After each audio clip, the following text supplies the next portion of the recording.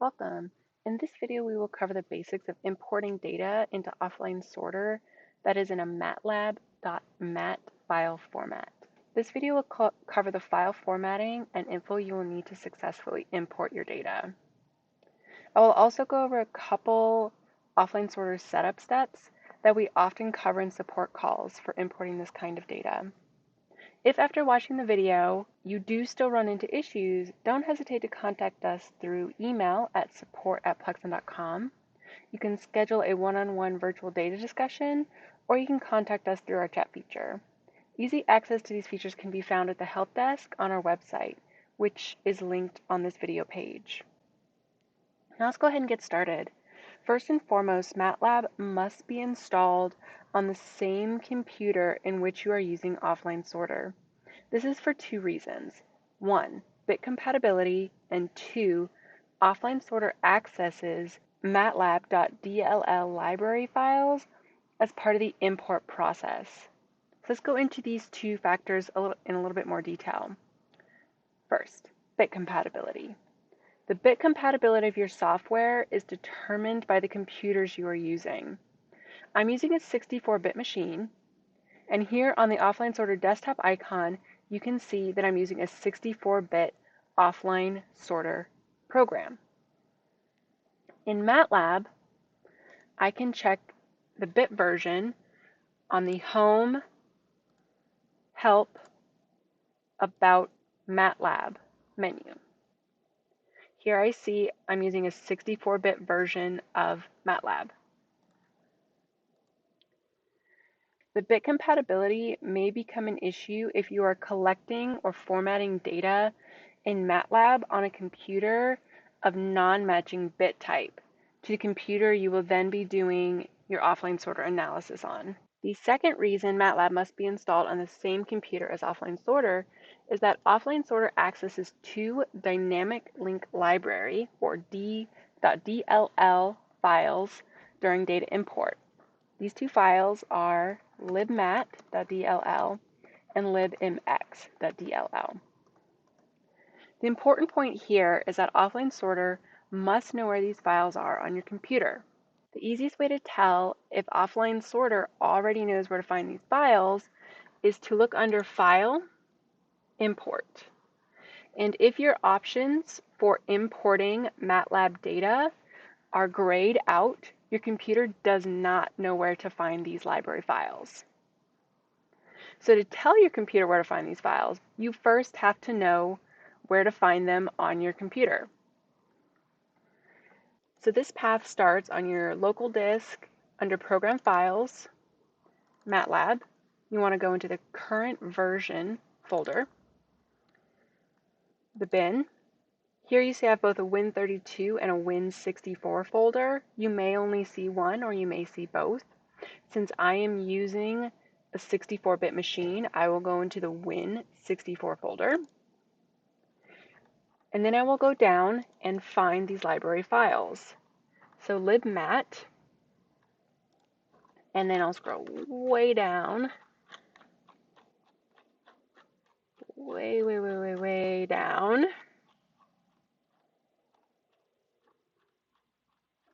And keep scrolling to find the libmx. So this is the path that you will need to tell offline sorter to look under. And the way you do that is by modifying the Windows path variable. So this you can find under your control panel, system. You need to look for your advanced system settings. And then system properties will pop up under the advanced tab.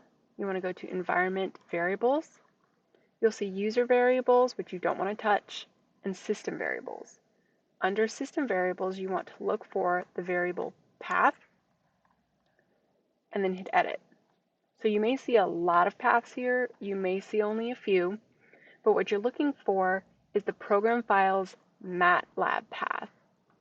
And you want to look for the one for the current version that you're using. So this is my path here. So if your path does not follow this path that we did to find those library files, you need to change it. Most often, you'll be missing this last folder, either Win64 or Win32. So once you edit and fix this path, you will need to restart your computer. And then once you restart your computer, when you go back to the File Import, you should now be able to click on your Matlab data import options in offline sorter. When importing .mat data, you have to import continuous and spike data separately. We're going to go over continuous data first, as it's the more common type that will be imported this way. So on this import screen, you can see we have to define which MATLAB file that we want to import. And then once we choose that file, this drop-down menu will populate with any arrays in the selected file that fit the format offline sorter is expecting. And we'll go over that formatting in just a second. Importantly, these data must be in microvolts or ADC counts. The digitizing frequency for most will be the collection frequency. The maximum voltage in millivolts can be a bit trickier. This is essentially setting the range of your data, and there are a couple ways to figure it out. If you know the voltage range of your analog to digital converter, so something like plus minus 5 volts, and you know the hardware gain, so say you have a gain of 1,000 on your system, then you can calculate the maximum voltage expected at the level of recording at the brain. So here, that would be 5,000 millivolts divided by 1,000x hardware gain, and that would be 5 millivolts maximum. Now this is a great way to do this, but if you're unsure about the hardware of your system, you can set the maximum voltage to the max value in your data.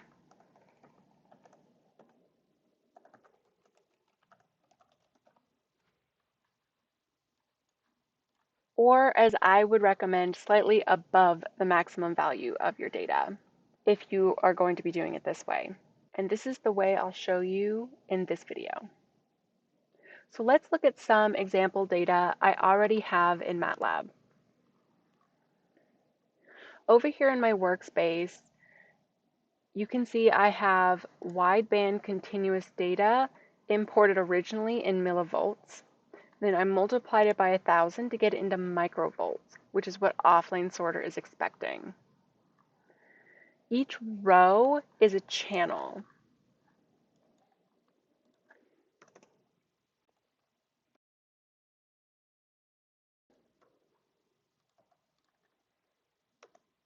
So I have 4 channels. And then each column is a data point or a time point or a sample point, however you want to refer to them. So here I have about 7 million data points. And a digitization frequency of 40,000 hertz. This means I have roughly 175 seconds of data. So you'll likely be dealing with much larger arrays. Looking at a subset of these data in my variables window, you can see that it's in a numerical array format with the MATLAB default type of double. Because it's a numerical array, that means each row and column must have the same number of data points, and you cannot have gaps. And from these data, I found the absolute maximum value in millivolts, which is about 0.8 millivolts. So for my maximum value, I would round this up to 1 millivolt maximum. However, it would be perfectly acceptable to also use that 5 millivolts maximum based on my hardware settings. Now finally, before you import into offline sorter, you need to save these data. So you can do this multiple ways. You can right click and save your workspace. You can right click and just save the data array. However you want to do this. So I've already saved these data. So let's now import it into offline sorter. So first I'm going to choose the file. These are wideband data. And it's going to populate this drop-down menu with the arrays that fit the format offline sorter is looking for. So I'm going to choose the data in microvolts, not millivolts. My digitization frequency is 40,000 or 40 kilohertz. And my maximum voltage I'm going to set as that 1 millivolts that I calculated based on the maximum in my data file. So you can see under the channels window, I imported those 4 different channels. If I can just click one, down in my timeline view, you can see that this is a non-filtered wideband data. And then if you zoom out on the time scale, you can see the entire data file. And what I like to do is look at these 2 voltage values. This value right here, this top value, is showing the entire range shown in your timeline view. And this value here is showing where your threshold is set, which is set by this slider and this line here. And so you can go and kind of play with this to see if your maximum data voltage value fits what you saw in your Matlab file. So here it's around 700 microvolts or 0.7 millivolts, which is around what we're expecting based on what we calculated as the 0.8 maximum value. So these data appear to have imported correctly. And next I would need to filter and then detect my waveforms. However, if your data collection process includes waveform detection, and then you want to look at these in offline sorter, you can import these data directly. And that is what we will go over now. So we'll go ahead and close this and open the waveform import of Matlab data. You notice that waveform data is a little bit more complex to import. So not only do you need the data for each waveform, but you also need a timestamp array. And this is because waveform data are non-continuous. However, like continuous data, the waveform data must be in microvolts or ADC counts. The timestamp array can either be in seconds, milliseconds, or clock ticks. Again, you'll need to know the digitization frequency and the maximum voltage you want to use. So the maximum voltage can be set the same way for waveform data as it was for the continuous data.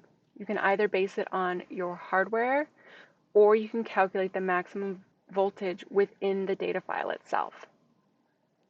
Additionally, you can also import unit designations or names if you would like. So let's go ahead and look at these data in Matlab. So here I have a spike array in microvolts. And right away, you'll notice a very large difference from continuous data. These data are stored in a cell array designated in Matlab by these curly brackets. We have to use a cell array instead of a numerical array because each channel will have a different number of waveforms. Each row is still a different channel, and you can see that each has a different number of unsorted waveforms in the number of rows within that cell array. So to make it more clear and help you visualize exactly what these data are, I'm going to load a file into offline sorter.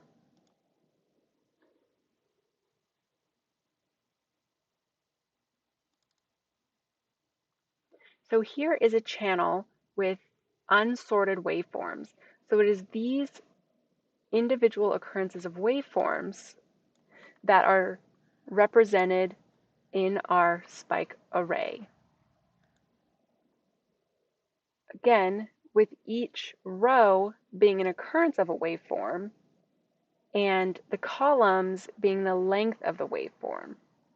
So my waveforms are 32 points long because they were defined to be 800 microseconds long, which is 32 ADC counts in a 16-bit 40 kilohertz digitized data. So my waveform is 800 microseconds long, so I have 32 different data points collected along the length of that waveform, which is represented here again in my spike array. And the timestamp array is also a cell array. There is a time point for each occurrence of a waveform. So you'll notice that cell number 1 has the same number of rows in your time array as your spike array does in this corresponding cell. If you are importing unit names, it would also need to be in the same format of a cell array, with each cell holding the name for the corresponding channel. Now for these data, I also computed the absolute maximum value as 0.35 millivolts. Now these are the same data as from the continuous file I imported, and you'll notice that the maximum voltage here is much lower. But for these data, I'm actually going to use the 5 millivolts set by my hardware, just to show you that it is acceptable to use instead of using a 1 millivolt maximum. So again, you'll need to save your spike array and your timestamp array into the same file so that you can import it into Matlab. Let's go ahead and import that now. So we're importing spike data, also known as waveform data. And again, these two drop-down menus will auto-populate with the arrays that are formatted correctly. These data are in microvolts. My timestamp array is in seconds. My digitization frequency is again 40 kilohertz. And here I'm going to use 5 as my maximum millivolts. And I did not use unit designations. Under our channels window here, you can see the 4 different channels were loaded, labeled arbitrarily as spike array 0 through 3, with the corresponding number of waveforms. We can select one and then look at the waveform PCA, their shape, and then also on the timeline. And while we don't have the threshold here to play around with and check the maximum millivolts being correct, here you can see the range matches closely what we calculated as a maximum. And then you can go ahead and sort through these waveforms. So this concludes the video on importing .MATLAB data into offline sorter. If you have any remaining questions or need help with your data, please contact Plexon through the help desk and we'll be glad to assist you.